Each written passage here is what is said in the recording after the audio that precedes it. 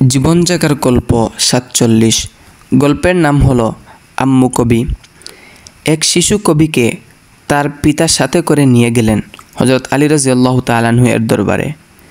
তিনি গিয়ে বললেন, এটা আমার ছেলে, সে একজন কবি। আলী রাদিয়াল্লাহু তাআলা আনহু বললেন, সে যদি কবি না হয়ে হাফিজে কুরআন হতো তাহলে কতই না ভালো হতো। শিশু কবিটি তৎক্ষণাৎ শপথ করল, হাফিজে কুরআন না হয়ে আমি ঘর থেকে বের হব না, এবং তিনি তাই করেছিলেন। আল্লাহ তাআলা তাকে তৌফিক দিয়েছিলেন।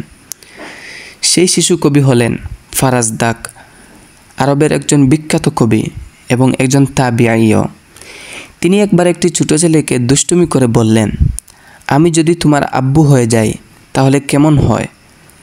ছোট শিশুটি তৎক্ষণাৎ বলল, না না না, আমার আব্বু আছেন, আপনি আমার আম্মু হয়ে যান, আপনি তো কবি, আব্বু আপনার সুন্দর সুন্দর কথা শুনে খুশি হবেন।